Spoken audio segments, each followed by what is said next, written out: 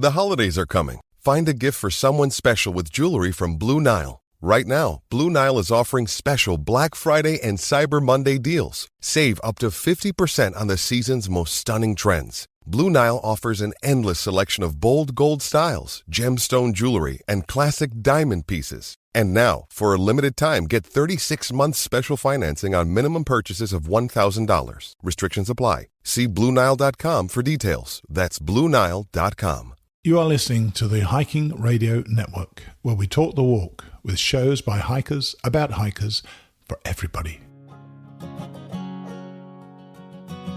I'm wondering if you'd go wandering with me through the wilderness and woods to where the winds are blowing free, through the darkness of the night, heading toward the morning. Welcome to the Jester Section Hiker Podcast with the spotlight on section hikers. And I'll spread the word and you beat the drum. We'll round up the troops and get the gang to come, and we'll leave the streets and these neighborhoods, head over the river and through the woods. Hello, everybody, and welcome to the Jester Section Hiker Podcast, your premier podcast with the spotlight on section hikers, and I'm your host, Julie Jester Gayhart. I wanted to give you an update on the Jester's Class of 2022 Section Hikers, the series of shows that will start May 7th, 2022. This will be the last episode I formally share that I am still looking for hikers because we are really close to having our 14. I am really getting excited to start sharing those individuals with you all real soon so you can follow their journeys this year as they hit the trails. So here's that formal announcement one last time. I am looking for 14 section hikers that will be actively section hiking this year to come on the podcast, answer 5 questions, and share with us how we can follow along with their hikes. You will also have the opportunity to fill out a guest profile that will be attached to your episode that will feature who you are, your social media sites, and a bio. This will be a series of shorter, rapid-fire episodes that will air while I am out section hiking this summer and enjoying some fresh mountain air. I think it will be a great way for all of us to connect to more section hikers and continue building the section hiker community here on the podcast. I would love to introduce a variety of section hikers to the show that are out on various trails. So with all of that being said, if you want to be part of Jester's Class of 2022 section hikers that are introduced right here on the podcast, please reach out to me via email at jester@jestersectionhiker.com. I'm really looking forward to introducing 14 section hikers that are out blazing the trails this year. Today we put the section hiker spotlight on Sue Bradley. Sue is currently section hiking on the Appalachian Trail and the New England Trail. A few months ago, I put a post out on my Instagram asking for guests to come on the show who were out section hiking the New England Trail, and well, Sue replied and said she'd love to chat about the NET.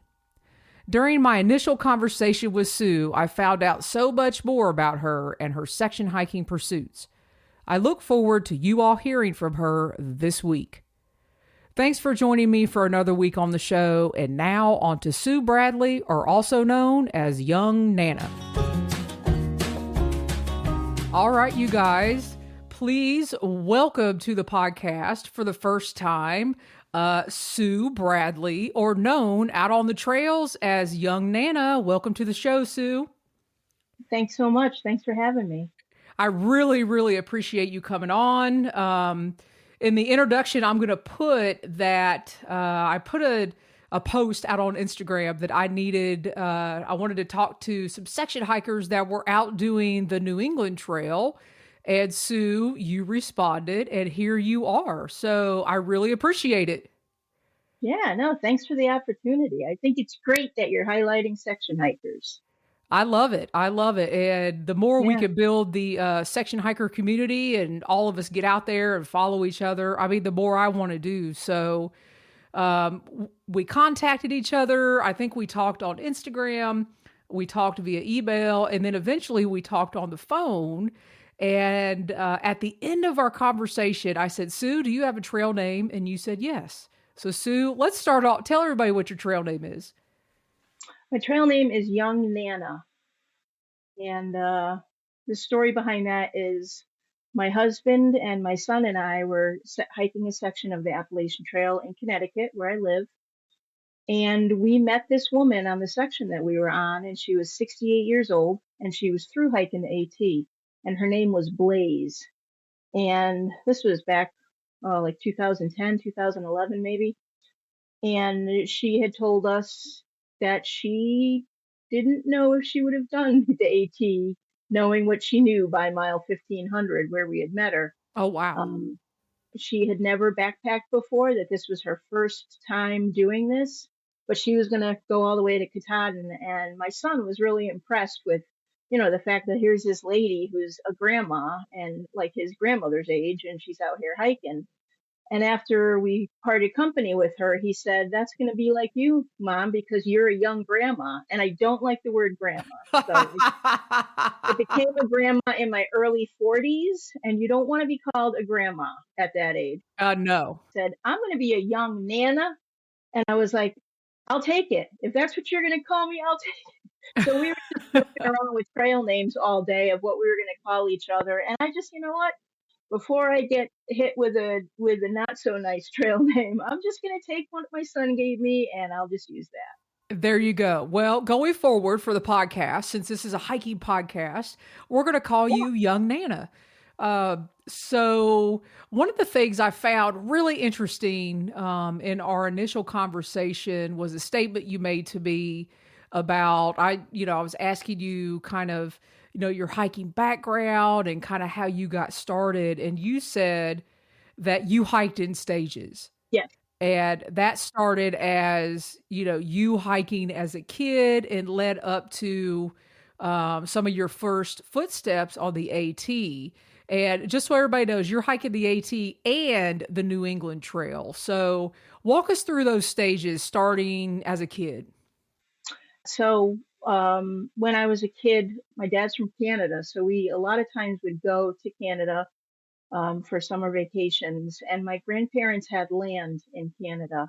So I remember as a child, between where our cottage was that we would camp at and where my grandparents' land was, I remember my dad taking my brother and my cousins and my sister and I on camping trips, and we would just be in the outdoors. And I just thought it was like the most magical thing.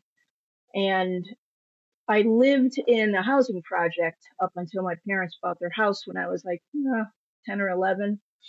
And people would just take walks that we were surrounded by a lot of like woods and forests. So a lot of times we would go to this patch of woods at the end of the street that my school was on, and we would pretend we were fishing, and we'd hike and we'd pick blueberries. And that's just how I grew up. I was outdoors a lot. I loved being outdoors. And when my parents bought their house, we found out that we were a mile from what I now know is a long distance trail in Connecticut known as the Tunxus Trail. But I didn't know what it was then. I just knew how to get there. And we would go up there. And if I could talk one of my friends into going with me, we would bring a tent, and we would bring hot dogs, baked beans, whatever we could get our hands on for food. And we would camp up there. And it was just, I don't know, it was just where I felt like no matter what was going on, there was peace, and, there weren't any airs of anything, and you were accepted, and you didn't have to worry about whether or not you belonged or anything like that, because everybody belongs when you're in the outdoors. And it's always something that has been a way for me to just kind of hit a reset button. So my husband and I were both married before, but when we got married, we did a lot of hiking. We did some backpacking. And there's this one spot when I went to as a kid that I went to with him and my kids, and just a lot of really special memories there. I remember the first time I felt my son moving when I was pregnant with him was on a backpacking trip up at this particular place. And we always were in the outdoors, camping, hiking, fishing. We didn't know that it was called backpacking. We would just put stuff in a if we had the luxury of putting it in a backpack, we did. And if we didn't, we put it in a pillowcase and just put it over our shoulder and hike up the hills. Hey, Grandma Gatewood style. Absolutely. That is awesome. I mean, as you're talking, I'm going back to my childhood and the memories, and there's nothing like, grilling out hot dogs and chips and just, being around a campfire and that carefree feeling, that you get as a Yeah. kid when you're running around. I think a lot of times us as backpackers, that's what we're seeking. We want that carefree feeling when we go into the woods and we play and all that kind of stuff. So, Yeah. And you think about how simply you're living. And yes, it's simple, but it's also something that you can do. You can take care of yourself. And that was one of the things that I always like. It just blew my mind because, in the modern world, you need all of these gadgets and gizmos and doohickeys to make it through the day. But once you're out there, we you know, ourselves just dealt with some gazmos, doohickeys, and yeah, whatever to get this audio started. yeah. See, if we So, were hiking, 2.5 miles an hour, it would be cool. yeah, it would be cool. And we would be, I could already tell if you and I were hiking together, we'd be talking as fast as we were hiking. Yeah. If not more. So, you had this as a kid and you had the outdoors as a kid. And then you said when you got in your 40s, you started doing more distance hiking. So talk us through that. As my kids got older, you start dealing with some of that empty nest stuff. And also, my husband and I liked being in the outdoors. We did a lot of geocaching, and a lot of times geocaching incorporates going on a hike to find, this ammo can that somebody hid in the woods. Um, and again, we would go to this particular place behind my parents and backpack there with the kids.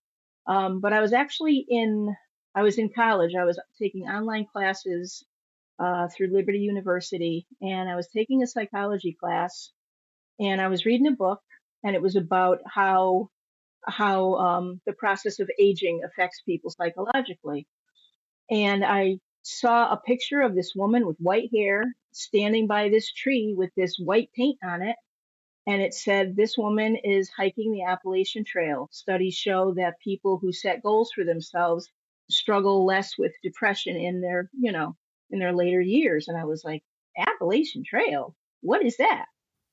And I never knew about this trail until 2007. And I started doing research on it, and I'm like, oh my gosh, it goes right through my state, and I never even knew it existed. So my husband and I did a bunch of research, and I told him, I was like, there's about 50 miles of it that goes through Connecticut. I'd really like to do it. And he's like, all right. He was like, but we don't have to do the whole thing, right? And I'm like, no, we'll just do the Connecticut. And that was before the Far Out app and stuff like that. So we had a map, and we had a Garmin GPS that we used for geocaching. So he went on Google Earth and he downloaded some trips, and we went on our first trip in July of 2009. And we borrowed gear from our friends. Some of our friends were backpackers, and they had lightweight gear. Back when Go Light was a big business, I guess. Oh yeah, I had Go Light trail running shoes. Yeah, yeah. So we had Go Light stuff because they were very generous and kind and said, yeah, go ahead, loaned it out to us. And we asked our friends, how far do you think we'll be able to go in 2 days? And they were like, oh, you could do 25 miles, no problem. 2 days. In 2 days? Yeah. And you never done back, and you never been out like that before.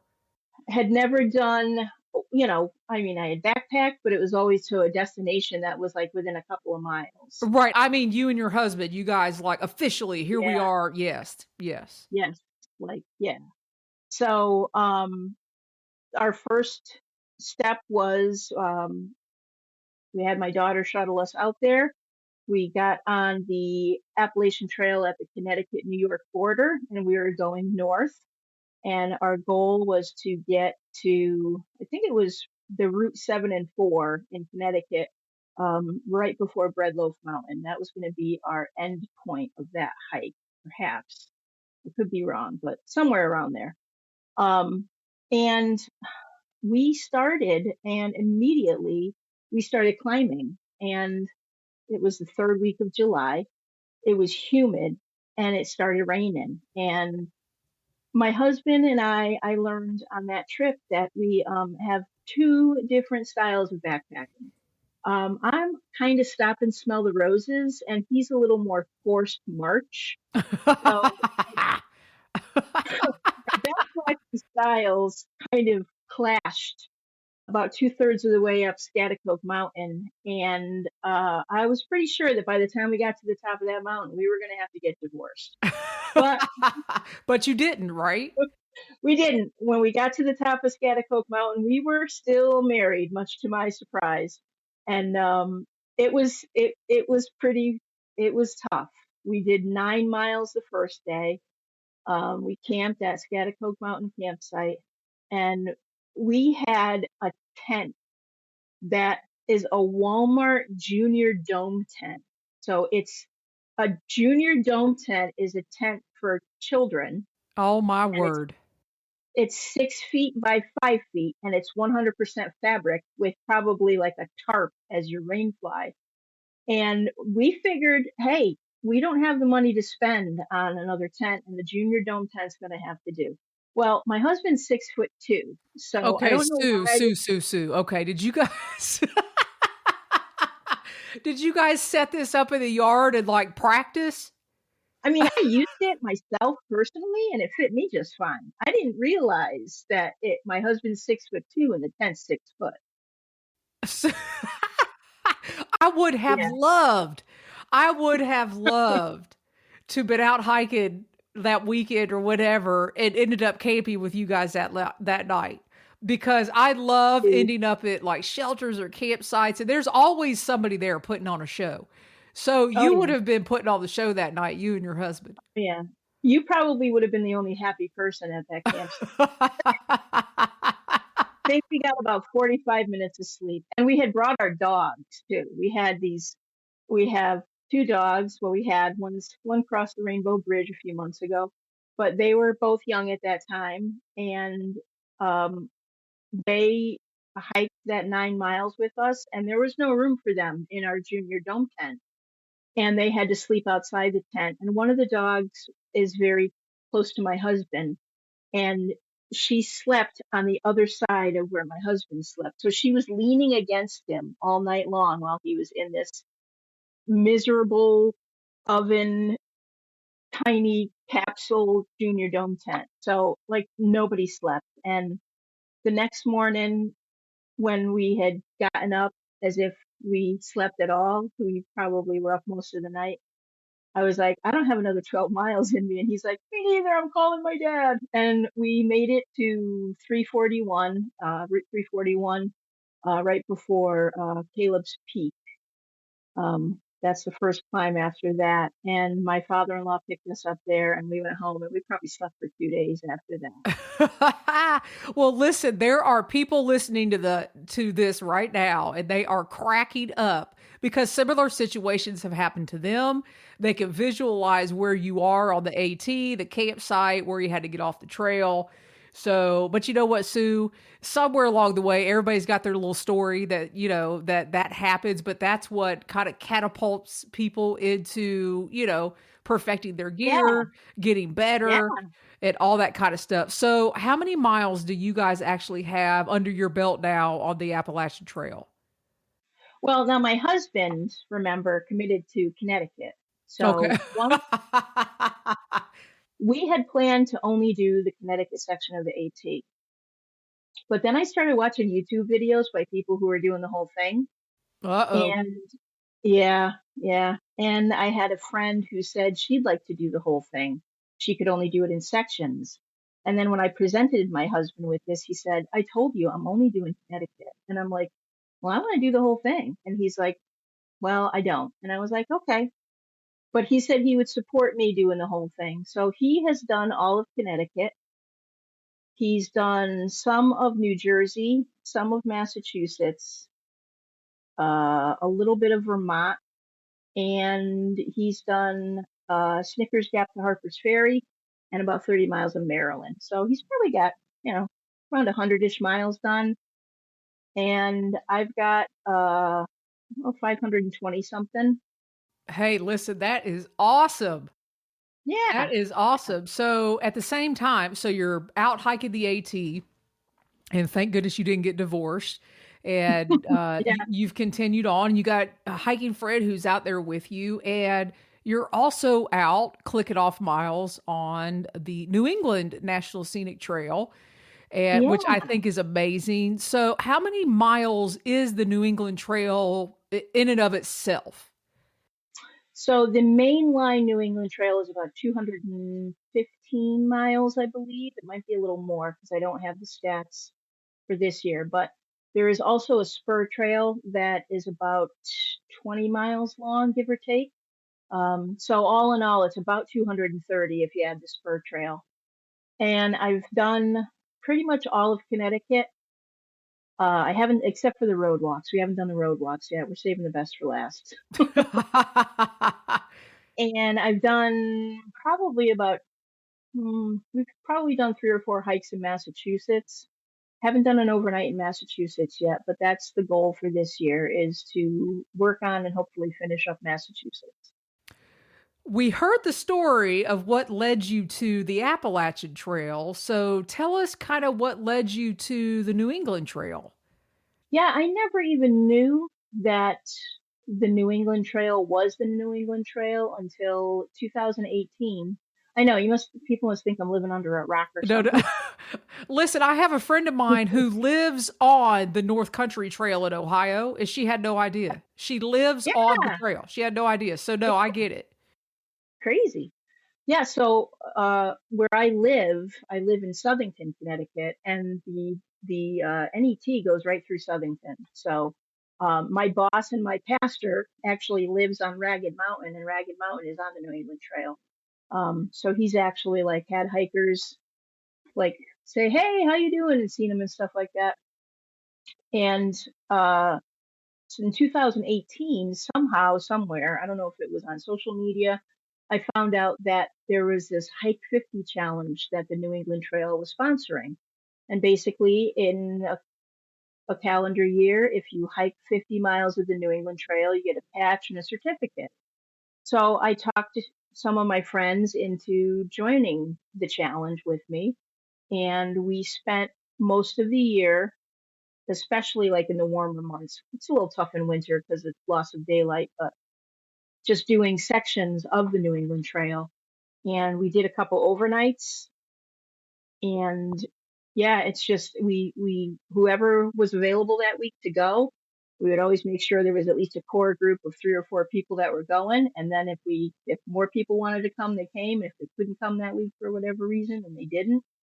But we got to the 50 miles probably by like June or July maybe, and we just kept going. And we've repeated some sections and we've added some sections, and the core group of people kind of changes sometimes and morphs, and people come and go. But yeah, we really did our best to try to make sure that we could get whoever wanted to get outside, even people with no backpacking or hiking experience, just to encourage them, hey, get outdoors. This trail is right in your backyard. This Yeah. trail is like, there are a lot of landmarks around where I live. And I didn't even realize that a lot of these landmarks, when you talk about things like Chauncey Peak and Jafrita Park and Ragged Mountain and Talcott Mountain and Hublin Tower. It's like all of these things that people can tell you, oh yeah, I know that place, but they don't realize there's a long distance trail running through all of those landmarks, and people walk on it every day. And I'm seeing more and more people are getting out to hike the New England Trail, whether it's in sections or as a through hike. Well, that is awesome. So there's something about these 50 hike challenges because I have a pattern when section hikers come on the show, they'll say, I hiked the 50 hike challenge wherever they were, their state, but they always do more than the 50 hikes. Yeah, actually in 2020, when coronavirus hit, being that I live in Connecticut, we were very limited to where we could go without getting in trouble. And, New York is one state over. So Yeah. that was one of the states that we could go to, Connecticut, New York, New Jersey. And we had already hiked all of the 18 miles of New York. We had already done all of New Jersey. And we started looking at the North Country Trail because they did a challenge called Hike from Home.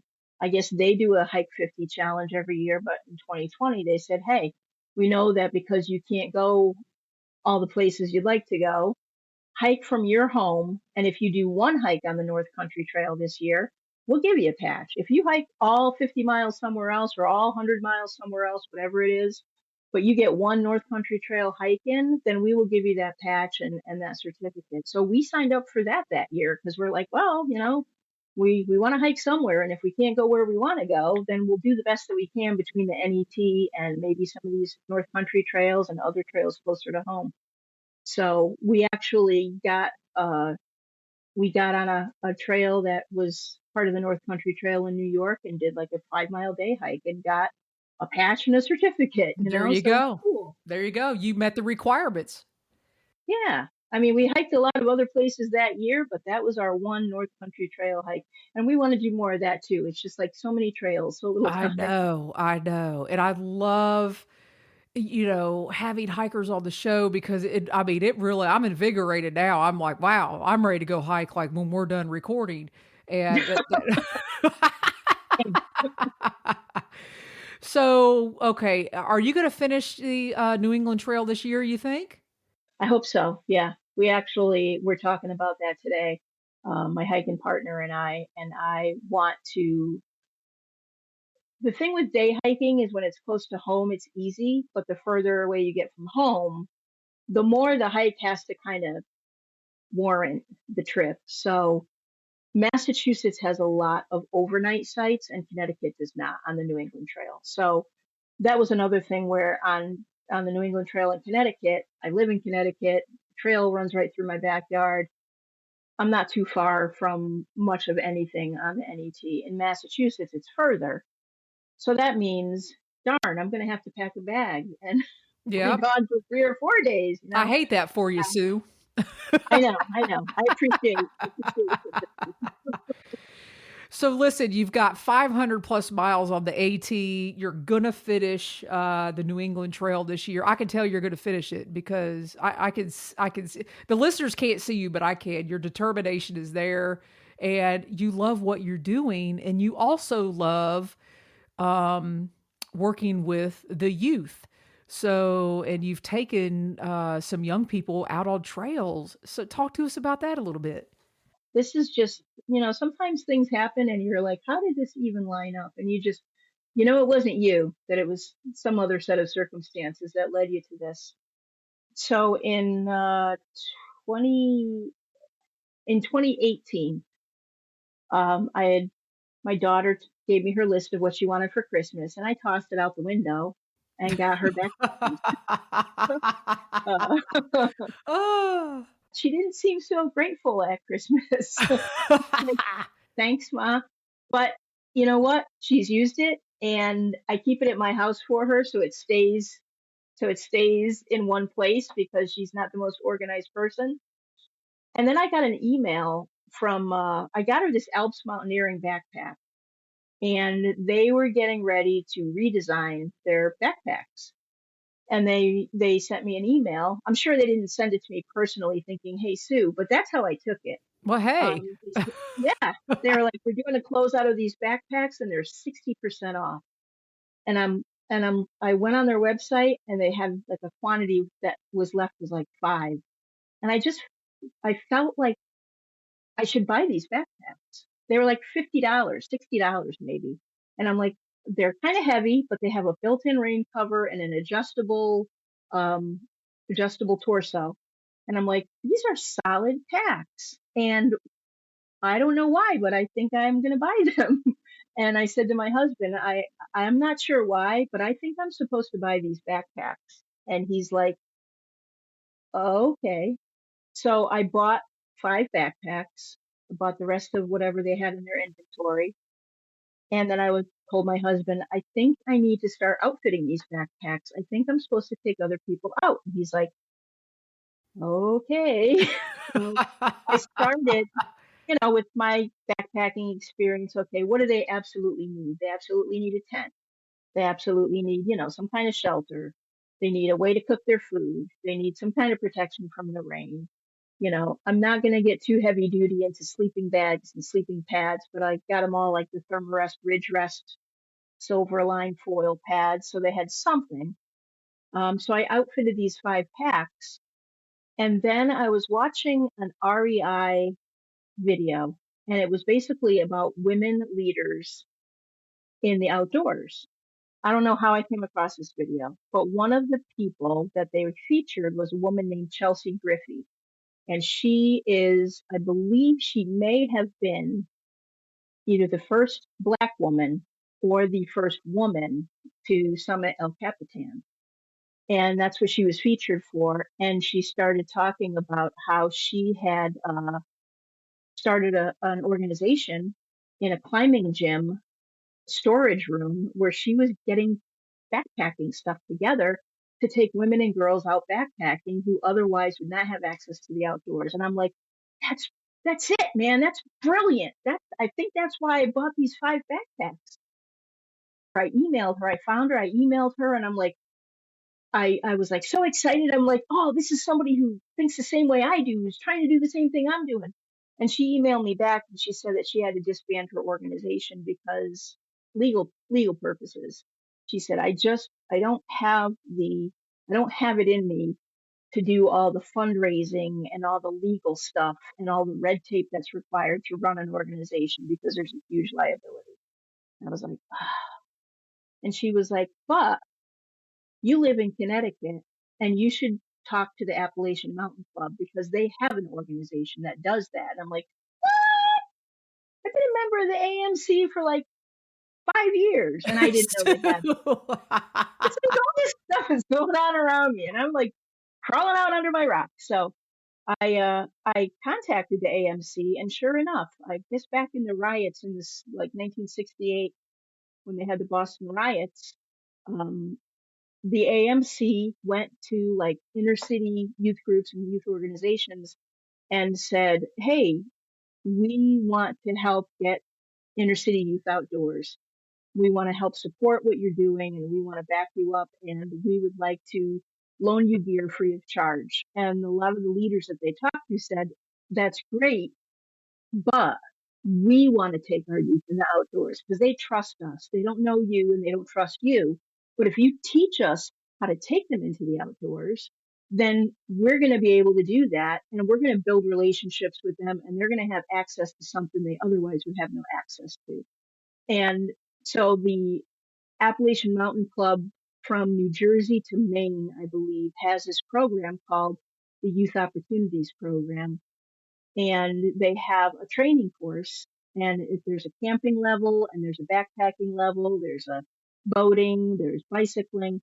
And my focus was backpacking because that's what I really felt like I was supposed to do. So in 2019, I took a course in the Youth Opportunities Program for an outdoor leadership training backpacking course that they held at the AMC in New Jersey, which is at the Mohican Center. And you spend 4 days and 3 nights just backpacking, going over different things, different trainings, different like how to handle it when somebody's feeling a certain kind of way, if they're emotional, if they're having a meltdown, if they're struggling, if there's problems at home, if they're struggling physically with this hike, how can you make that better for them? How do you foster a sense of teamwork and connectivity and build relationships within the group that you're leading on this trip? And it was a lot of stuff. And I'm thankful that I already had some backpacking experience because otherwise it would have been like a lot of stuff. And I got to meet a lot of people from teachers, leaders of nonprofit organizations, people who had day jobs who were just volunteering in a boys club, girls club kind of place. And there was 6 of us on one team and 6 people on another team. And it was awesome. It was awesome. Just the way that you kind of have to work together and you have to rely on each other. And that's something that they foster that sense of relying on each other and building building teamwork together throughout for the leaders so that they can model that for whoever they're taking in the outdoors. It was a great experience and a great opportunity. I've been able to take some youth in the outdoors. I've been able to take some women in the outdoors. It's been cool. I really, the thing that they kept on emphasizing, which I've really adopted, is everyone belongs in the outdoors. Yeah. There are young people, there are people our age, there are people my mom's age who have never camped in a tent, who have never spent a night in the woods. And just, the benefit of being in nature, of being as close to the outdoors as you can possibly get. The only barrier is a no-see-um mesh screen between you and the outdoors, or your hammock tarp or whatever you're sleeping in. Yeah. And there's something so restorative about it. I really believe that it hits reset button in your soul to be outdoors. Oh my God, I love that. The reset button in your soul. I love that. Yeah. You know what, Sue? I am so thankful. I'm serious that you answered that Instagram post. Me too. This has been great. This has been great. From chatting about the Appalachian Trail, and thank goodness you didn't divorce your husband, to, we didn't talk about you in our initial conversation going to buy those backpacks and, having that gut feeling that this is what you were supposed to do. And man, I wish we all would follow those gut feelings sometimes, because you don't know what they're going to lead to. And, you reaching out to her and she's saying, hey, listen, contact the AMC. I mean, amazing. Yeah. Yeah. And my husband was really thankful, because when you complete the training with the Appalachian Mountain Club, they will loan you up to 12 sets of gear. Because I could see that my husband was starting to get kind of nervous with the gear that I was buying. And I think he was getting ready to stage some sort of intervention. So I think that whole Appalachian Mountain Club plan is working out pretty well.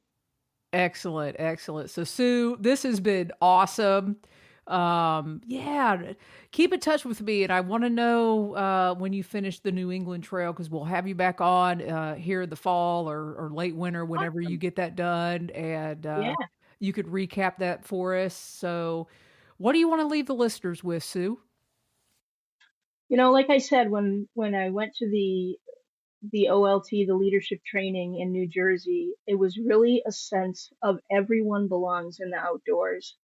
And I think as women, sometimes we have not had as much access. And when we have had access, it's almost been as if we were secondary. And I don't want to go down any roads that aren't important for this subject, but there are people out there who I believe would really benefit from the therapy of being in nature. And I think that whether it's systems that are in place or mindsets that are in place, or whether it's the mindset of somebody not thinking they can do it in place, I really would like to see those stereotypes shattered, because I believe that everyone belongs in the outdoors. Everyone can benefit from it.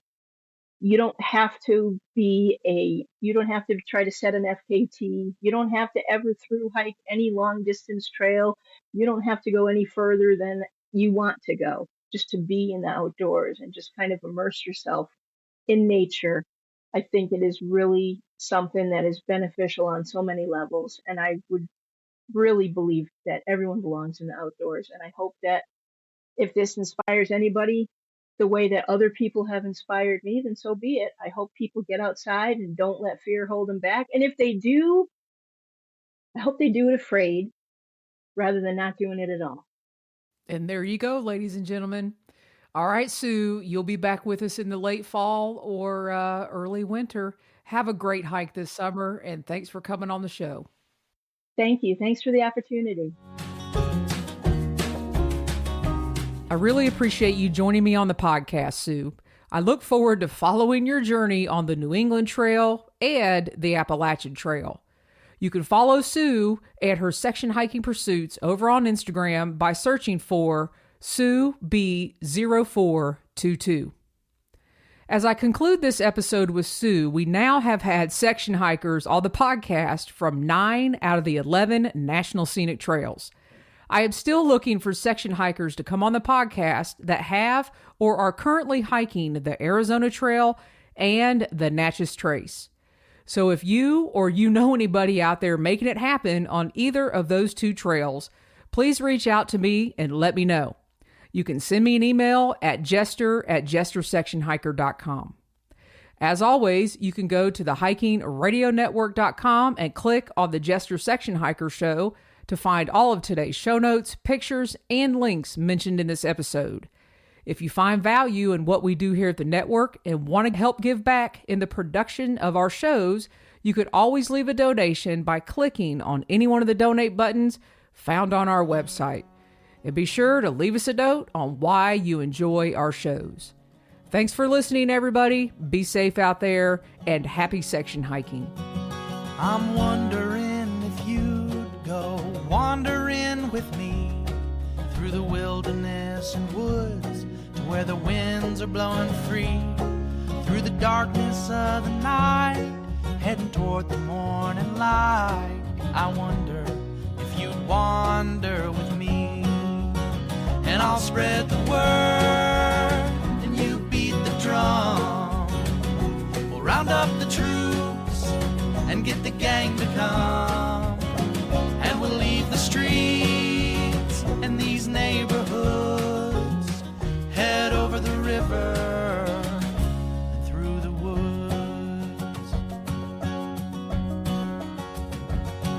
You're wondering if I go wandering with you, what kind of trouble we'll get ourselves into. Would it be wrong to tag along with a band of vagabonds? You wonder if I'd wander with you. So I'll spread the word and you beat the drum. We'll round up the troops and get the gang to come, and we'll leave the streets and these neighborhoods, head over the river and through the woods.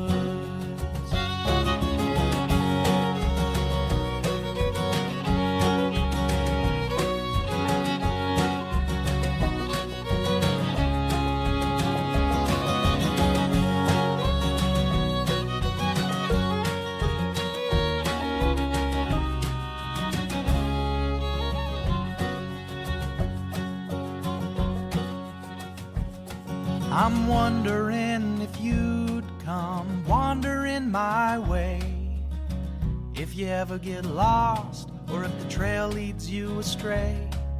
The music of the pack can always bring you back. I wonder, can we wander away? And I'll spread the word and you beat the drum. We'll round up the troops and get the gang to come, and we'll leave the streets and these neighborhoods, head over the river and through the woods.